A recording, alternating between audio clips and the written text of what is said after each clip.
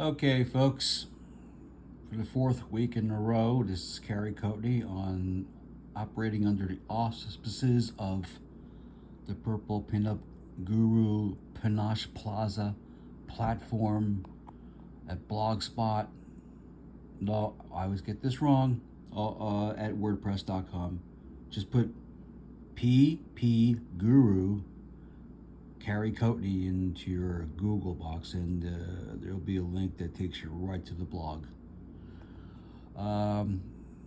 Sadly, I'm doing this on a somber note, and hearing that long time Incredible Hulk, Aquaman, Star Trek, co-creator of Spider-Man 2099, writer, scribe Peter David passed away, I guess last night.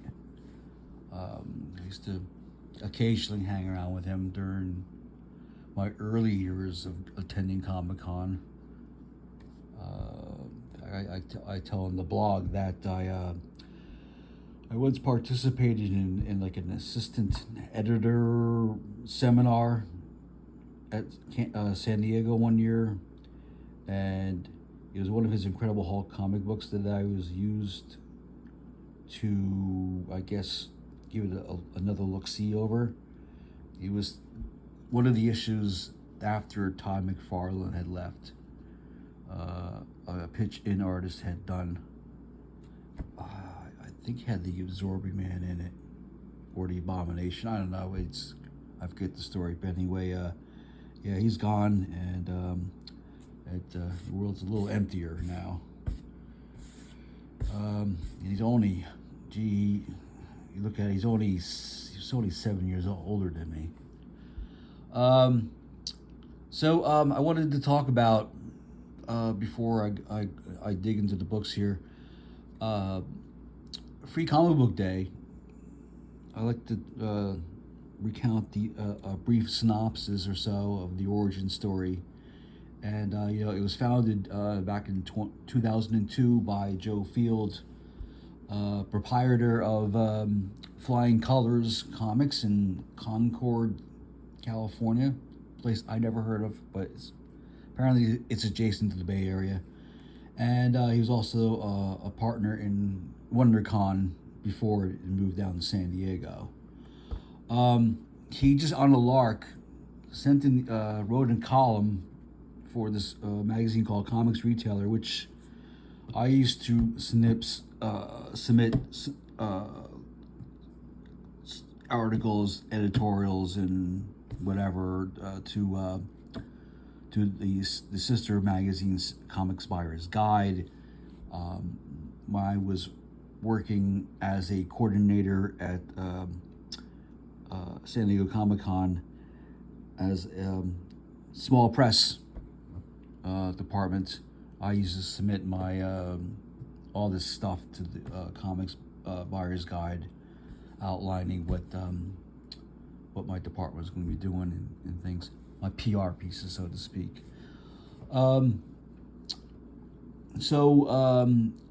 This article picked up steam amongst the comic retailers who read that article and said, "Hey, I could add a V8. That's a great idea. Let's do that." And Shadowhawk artists and Guardians of the Galaxy artists at the time, Jim Valentino, I think it'd be a great idea to hold it in conjunction with a comic book movie. And on the first Free Comic Book Day, there was 4 publishers who took part in it. The book I showed you last week, where is it? Oh, I put it away somewhere. Oh, well, it was an Ultimate Spider-Man reprint. That was one of the first comic books released in Star Wars. Adventure was another one, and I forget the other. Oh, Justice League Adventures was another one. DC, that was their contribution. But anyway, from that year, other publishers latched on. Maybe another 9 publishers, and a snowball from there until nearly every publisher was taking part in this, and they've given away 5.2 million comics back in 2015. That was the biggest record to date. I don't know what it is this year. And of course, through the years, it's always been held in May, first weekend in May, almost. There was a time COVID happened, and it got completely canceled because it was supposed to coincide with the Black Widow movie, and that got pushed out of the way. And so they had to, you read them online, but they decided to print them all anyway, and they released them in weekly installments, like maybe 5 or 6 titles were released for a period of 6-7 weeks or so during the summer. And then it came back to the regular schedule, maybe like 2003 or so, 2023, I'm sorry. So we don't know what's going to be happening next year with the sale of Diamond Comics distributors to Universal. I don't know Universal what? Universal Studios, Universal Media. I don't know. I have to look into it some more.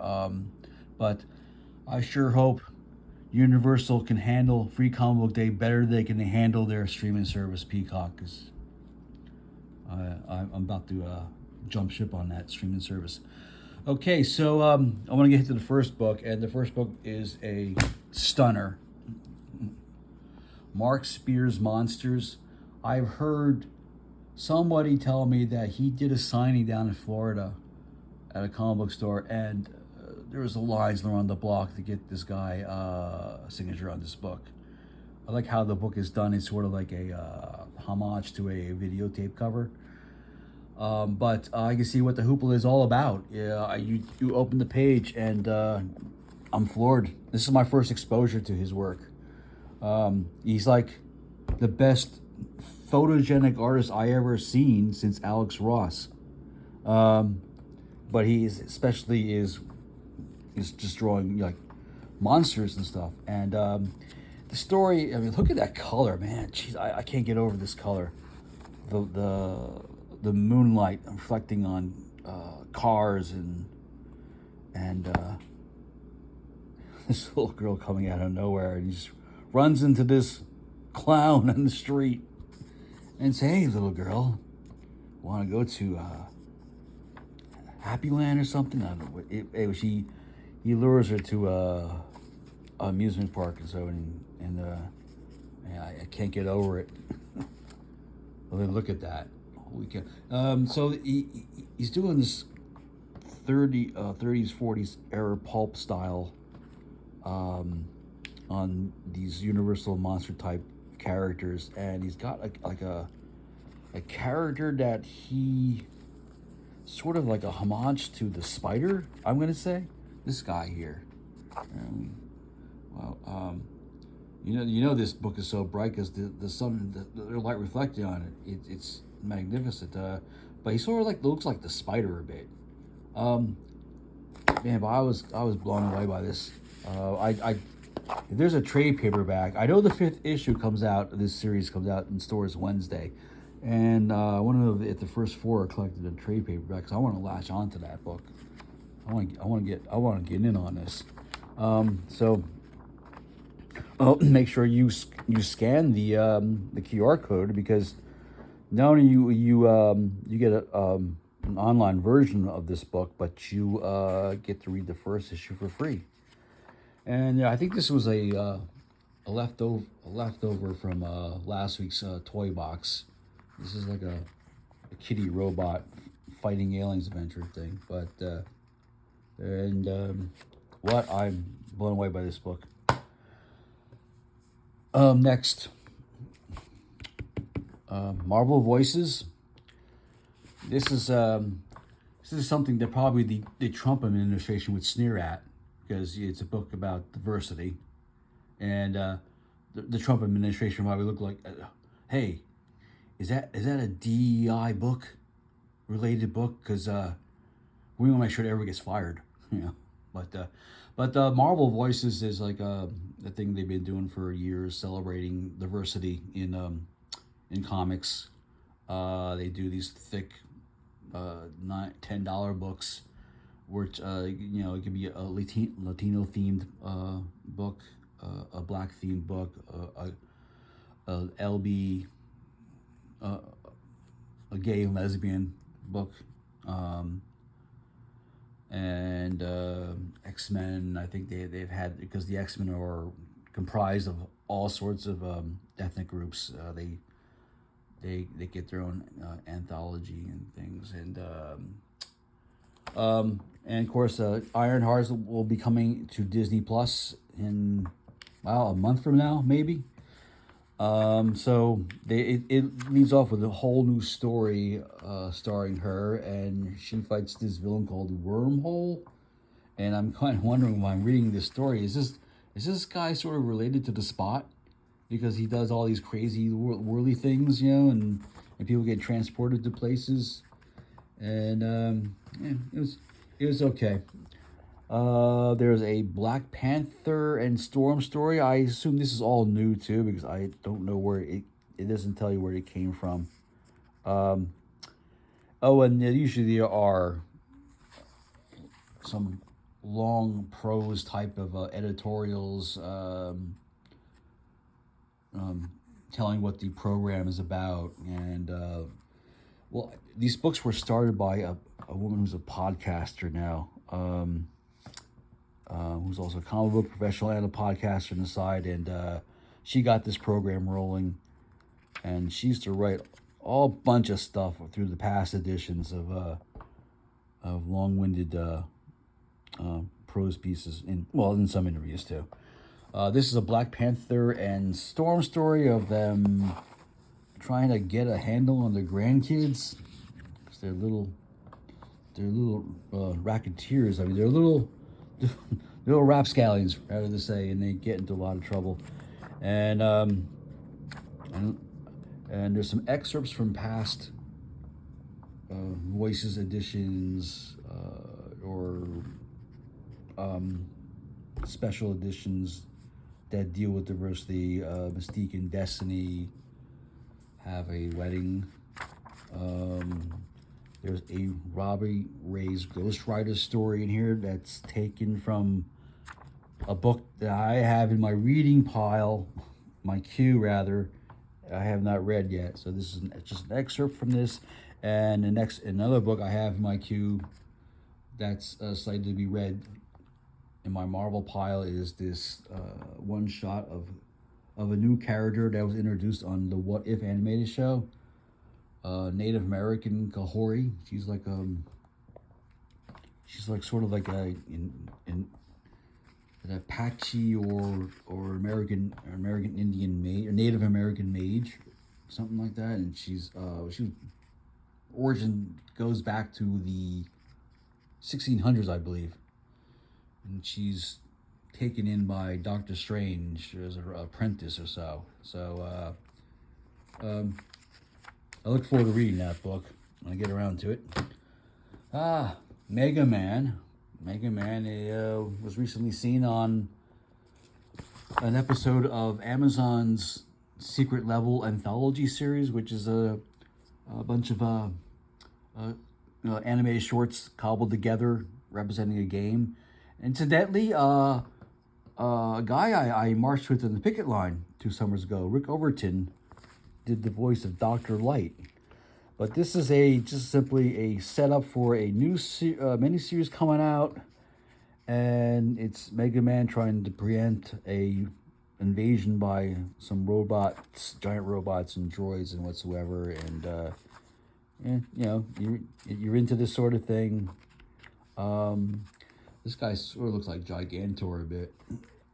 And if we're going to go down old anime memory lane. I mean, it was okay. Next one, Minecraft. Your guess is as good as mine. I'm not a big fan of Magnus, and I played Ignorance in the Fifth when I come across one. At least this one. Well, I think I didn't show you last week, but this one, it shows you how to read a magna. You can see the diagram is there. Um, it's not this the it's just the subject these games. I don't know how you can do like write stories on Pokemon, Minecraft, and all these other game related things. I just can't. It seems like you tell the same story over and over, 2,000,000 times. So the less I say about it, the better. Oh, this is also backed up with Beyblade X, which is another type of Japanese related game I can't pay attention to. It's too much for me to handle. Kids will enjoy it though. Okay. Little notes right here. Mighty Nein Origins. This is a spin-off of Critical Role Legend of Vox Machina series, which this is slated to be spun off in its own animated series. Don't know when that is. I keep seeing it in the post-production pile on the list of Amazon original series Wikipedia page. It hasn't really moved. I mean, I'm sure it'll come out eventually. Legend of Vox Machina is on its. It just completed its third season on Amazon. I really love the show. I'm crazy about it. Not crazy about the game, but I'm crazy about the show because I really love the characters on there. It's unlike any sword and sorcery product out there, and you get to meet them in here. They have a little cameo where there's some actors portraying them. This guy? The guy always cracks me up, and the little magic dwarf. Anyway, we'll see how that goes. I don't know if this has any connection to the anime series or not, but you see there's a bunch of books related to him. They have a bunch of paperbacks of all the entire Critical Role universe. Black Hammer to tomorrow is here's a story of what was the other comic book day edition that they recapped the entire history of it, of the franchise, whatever. Well, I can describe Black Hammer as sort of a distant cousin to the Umbrella Academy. It's sort of the same type of style of misfits getting together to save the universe or to stop from the universe from exploding onto itself or whatever. This is also supposed to be a series set up at Amazon. I mean, not Amazon, Netflix. Netflix, where the Umbrella Academy had its home. But this story is sort of a... he goes through all the various stages of the Black Hammer universe, going back to the Golden Age, Silver Age, and the Bronze Age, and what have you not, and little slightly riffs on events that have happened in Marvel and DC Comics and stuff. He's put his own little spin on it. I was regularly reading the book, but I haven't latched on to the new miniseries because it's just on a budget, just for budgetary reasons. Now the next book, oh, I love this. This was as this was as good as the Phantom. I'm having a brain fart because there's a certain phrase that's in my head and I can't get it out. It's as good as it was rumored to be. As I wanted to be. I know when I first looked at this cover of this book, I knew this was something special. I knew this was going to be something special, and it lives up to the hype. That's what I'm looking for. Lives up to the hype. While we're talking about Peter David, he also wrote a few Phantom series for two different publishers, I believe. He wrote a series of the Phantom for DC, or I think it was a 4-issue miniseries, and he wrote another series, a 6-issue miniseries for Hermes Press, I think. But I loved the Phantom as a kid. I was crazy about this character, even when because my mom or my stepdad bought a pile of comics for me while I was sick one time with chicken pox or whatever, measles, whatever I had. And inside that pile was a book called The Phantom. And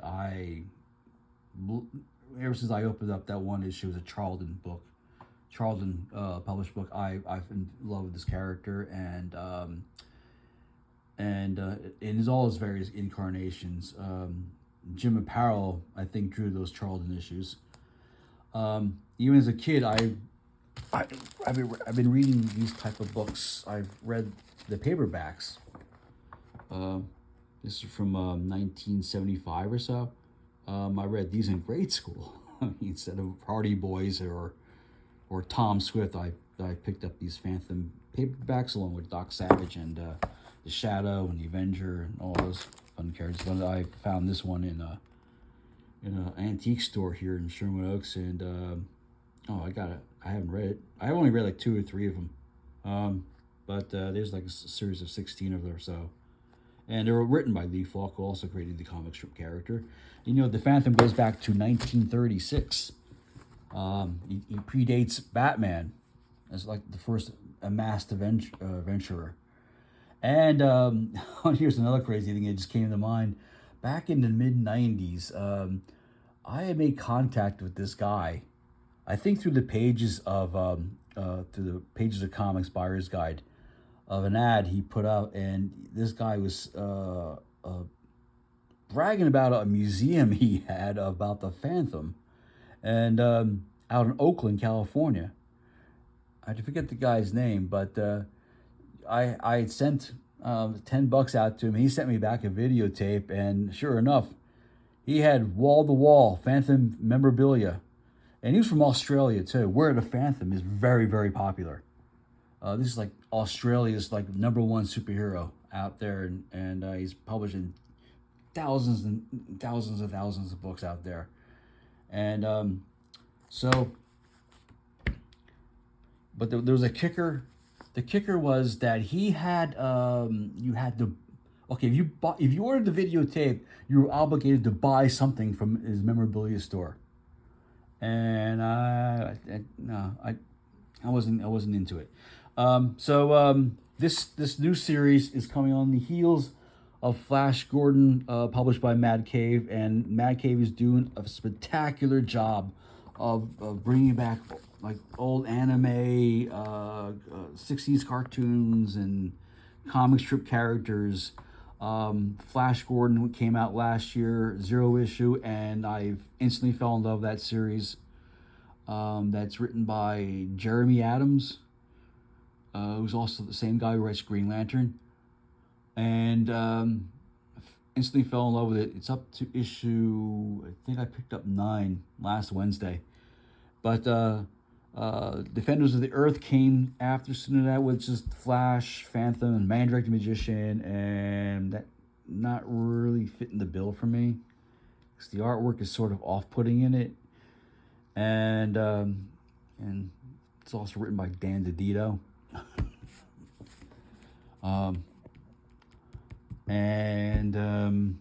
But hopefully on the heels, this series will be just as big as Flash Gordon is. And it's a great story, a done-in-one story about the Phantom running across these tiger hunters. They killed a cub of this one tiger, and the tiger is, instead of them hunting tigers, the tiger is hunting them. And Ray Fawkes, who wrote this story, has a different approach to it. The Phantom, it's written in the first person from the Phantom's point of view, which I don't see many stories lately. But it's sort of like a parable in this story that whereas there's no the Phantom does not engage in any violent acts in this story, other to guide someone from committing a violent act, and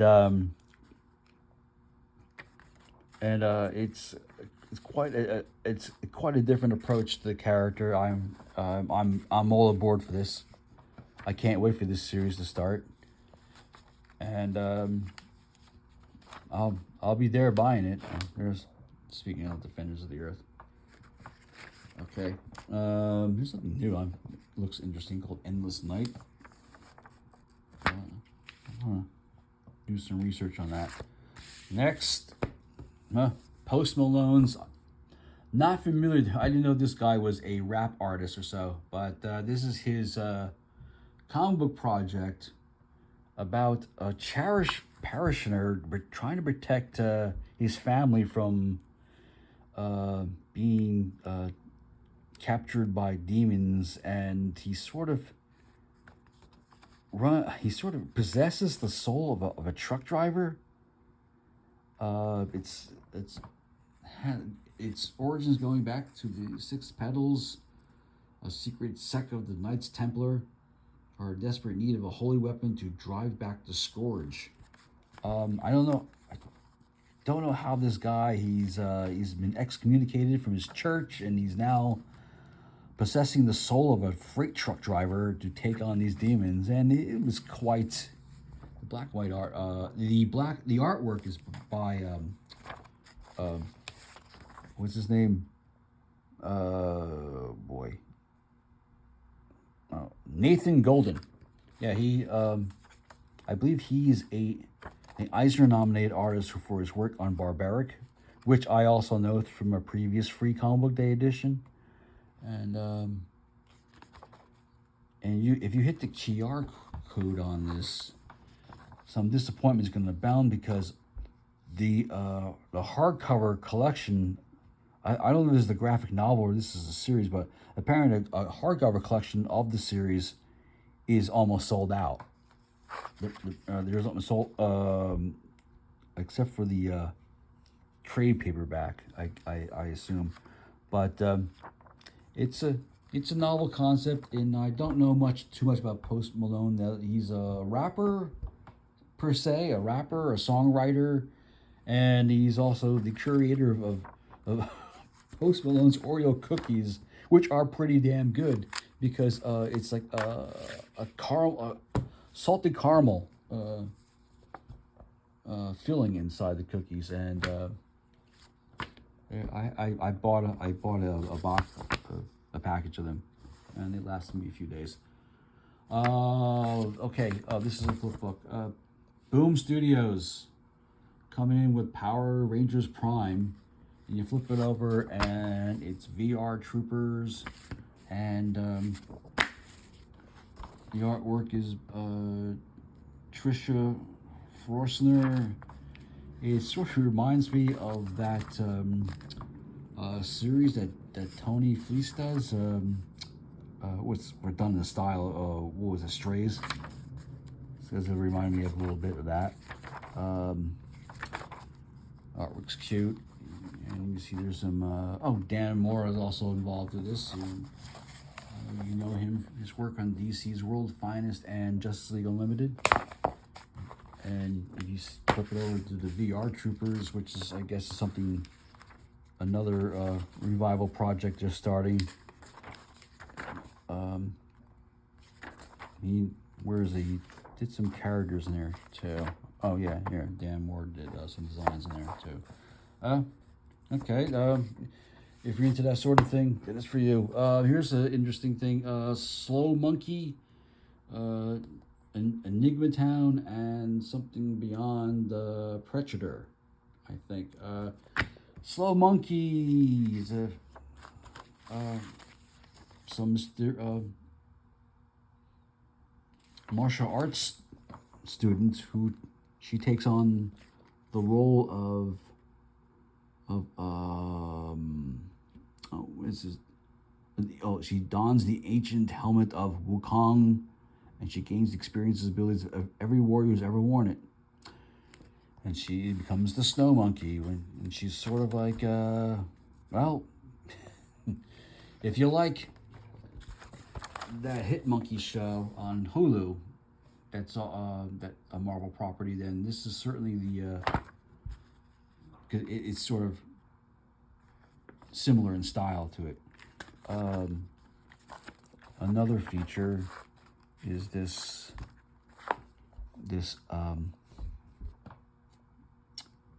I don't what is it called? Far Beyond the Bachelor. Let's just run the cover. Yeah, something beyond the Bachelor. It's post-apocalyptic series with a toy turtle and a girl, and they're living on nothing but bottled up peaches. And this is Enigma Town, the Gregory limericks. If you like, you're into little goth tales featuring little porcelain dolls, then by all means, latch onto a copy of this book next month. They're all coming out next month, through Red 5 Comics, and that's all I got this week. Next week will be the season finale, the final books from Speed Racer through Will Eisner. Right. Keep reading those books and see you next week.